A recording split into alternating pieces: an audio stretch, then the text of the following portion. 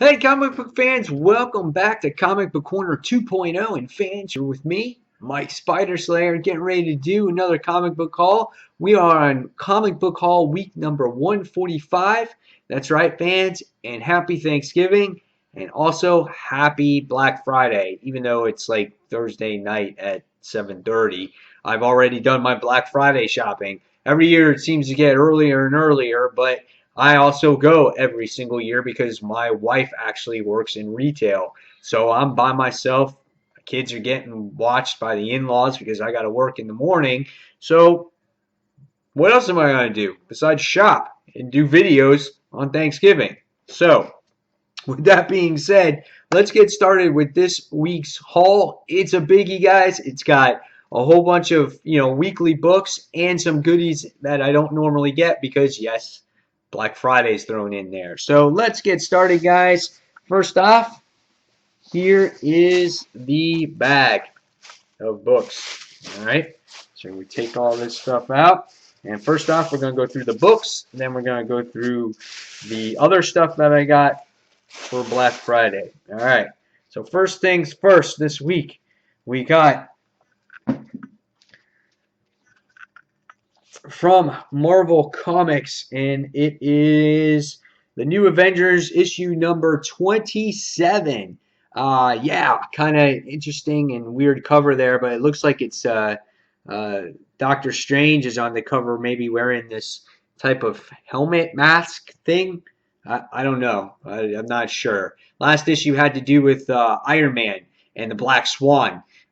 So where this goes, I'm not sure. I'm still trying to get a whole grasp of the whole thing with New Avengers because I've reintroduced myself to the series because I want to see where it goes with Secret Wars. So this is New Avengers issue number 27.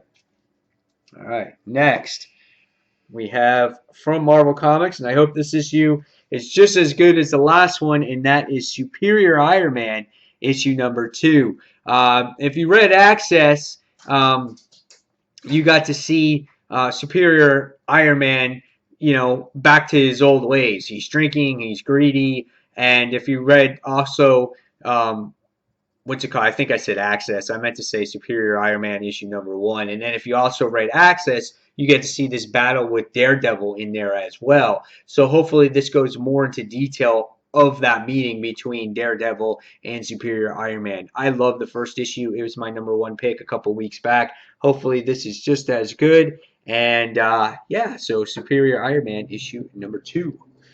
All right, next we have from this book just keeps going and going. And as far as I know now, this is the final issue for sure because it's set in the solicits. But I thought the last issue was the final issue. So, and that is the Superior Foes of Spider-Man issue number 17. Cool cover here. You just got your Superior Foes, the Sinister Six, just sitting around having playing cards and doing things around the table. So I love this series. Sad to see it go, but I've been waiting for this to end for a long time and not having it be on my pull list anymore, and it's still here. So, all right, so that's Superior Foes issue number 17. All right, next we have from DC Comics, and I really enjoy this series, and it is G.I.Zombie issue number 4. Basically, you get to see like this zombie apocalypse starting to happen.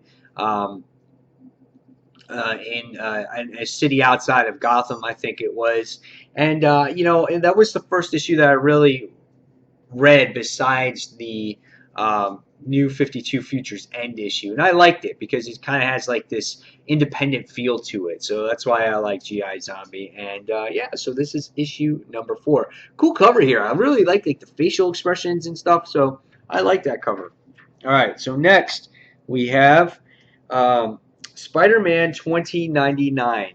So this is a Spider-Verse tie-in. So now you're starting to see all the tie-ins now. You got to see in the actual Amazing Spider-Man issue number 10, you got to see all our Spider people go off into different Earths and take care of their business. So hopefully now these tie-in stories tell give the story some justice. And then when you go to the Amazing Spider-Man, it will be a little bit more controlled. So this is Spider-Man 2099. Cool cover though. Really like that one.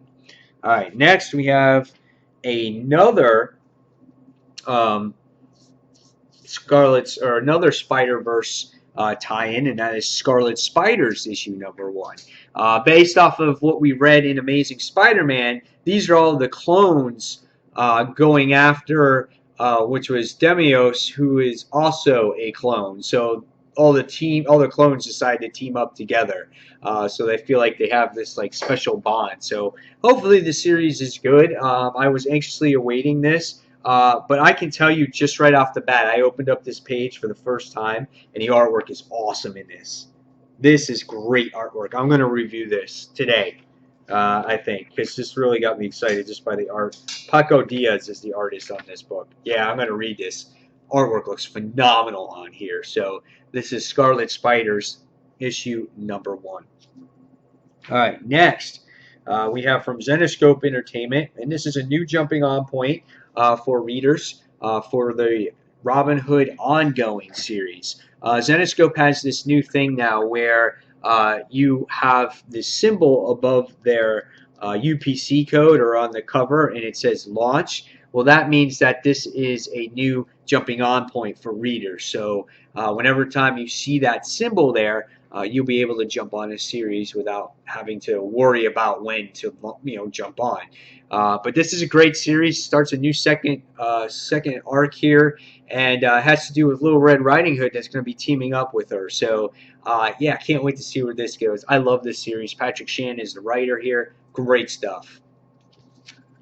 All right, next we have from Access. This is an Access tie-in, and this is Nova issue #24. Based off of the cover here, it just looks like Nova just got all his shit beat out of him, and he's falling in the sky, and he's lost his helmet. I don't know where this is going, but I don't know. We'll see. But Access has been kind of a disappointment lately, and hopefully this book kind of ties in nicely with the whole thing that's going on there with him and Spider-Man. So, yeah, so this is Nova issue #24. All right, next we have from DC, and this is the New 52 Futures End issue #30. The last issue had to deal with Firestorm, and we got to see the revelation of a new Firestorm being born before our eyes. Now, this issue looks like it kind of goes back to its ways and probably jumps around a lot, where that's the weakness in this series. Nothing ever gets resolved because of all the jumping around. And that's why I was happy with last week's issue, because it just focused on Firestorm, and we made some progression in the series. So, but otherwise, this is New 52 Futures End issue #30. All right, next we have from DC Comics, and this is The Flash issue #36, and it says trapped in the Savage Speed Force. Yeah, so in the last issue of this, we got to see Barry get trapped in some dinosaur world because there was a rip in the Speed Force or whatever, and it was fixed, and their Speed Forces collapsed, and it was all confusing to get to this point. But somehow now he's in some dinosaur world.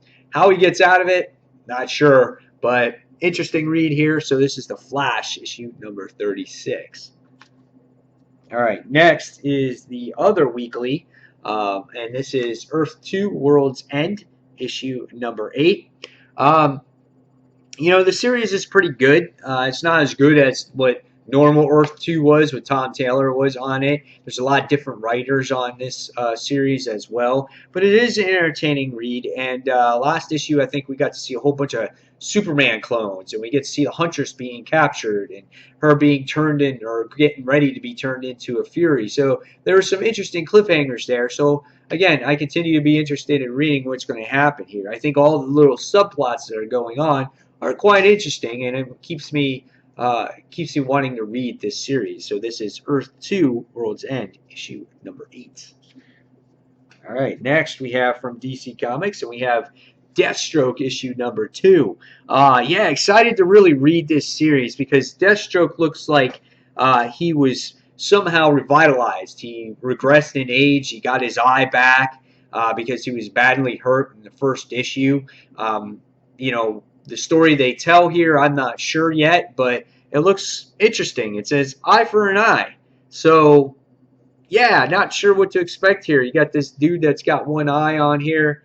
You know, we'll see where it goes, but I'm excited for it because the first issue was amazing with Deathstroke. So this is Deathstroke issue number 2.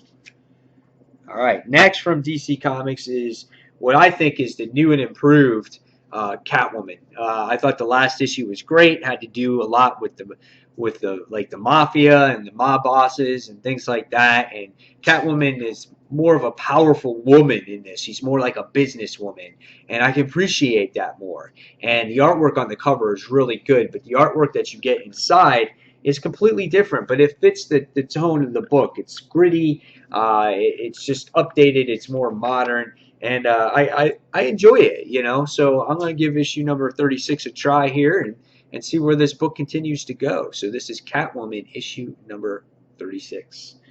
All right, and next we have from DC Comics, which is Arkham Manor issue number 2.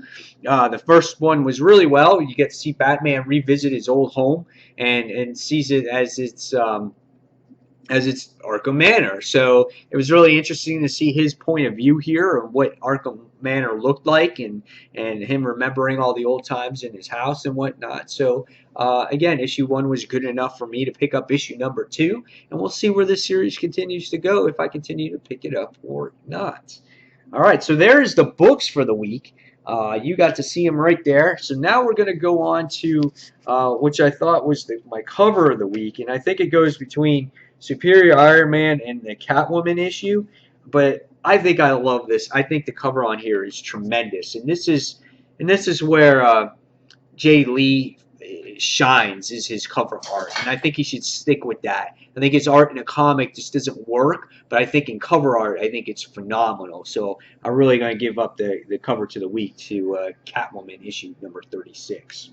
All right, so now on to the goodies that I got for Black Friday. So the first thing I got from Black Friday was at the comic book store, and I got this cool trade, and this is Spider-Man masks. This is the time of Todd McFarlane when he was on writing that single Spider-Man series, not the Amazing Spider-Man after that. And this has to do with collecting Spider-Man issues 6 and 7 and number 13 through 14 and number 16, and then X-Force issue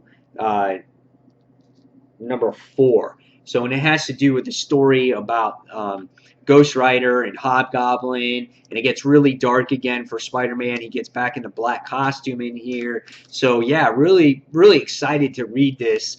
This book was only $7.99 that I got it for. I'm trying to look at the price and how much it usually costs. Yeah, it's usually $24.99. It's a hardcover. So really excited to read this. Again, when I get around to reading these books, it'll be on my Spidey Classics series that I'll be doing so on a more regular basis. So I'm excited for that one. All right, next was the comic book store was running a 30% off of all trades. So I was looking at trades, and of course, when I look at trades, if I can get something that's at a good deal and it has to do with my favorite superhero, I'm going to pick it up. And this goes to The Amazing Spider-Man Cosmic Adventures. So I was really excited to pick this up. This is a big book here, and it has to do with a lot of Cosmic Spider-Man. And this book goes for $40 regularly, but this collects Amazing Spider-Man 326 through 333 and the annual 24, Spectacular Spider-Man 158 through 160, annual 10, and Web of Spider-Man 59 through 61, and annual number 6. So it has to do a lot with the cosmic adventures of the Amazing Spider-Man. So I was looking through this, and it brought back some memories. I got some Eric Larson drawing in here, just flipping open the pages, and you can see Mary Jane and Peter Parker and Eric Larson's Spider-Man all on one page here on these 2 pages. So I was totally excited to see this. This just like they only had one copy of this, and it was on sale, and I had to grab it. So so excited.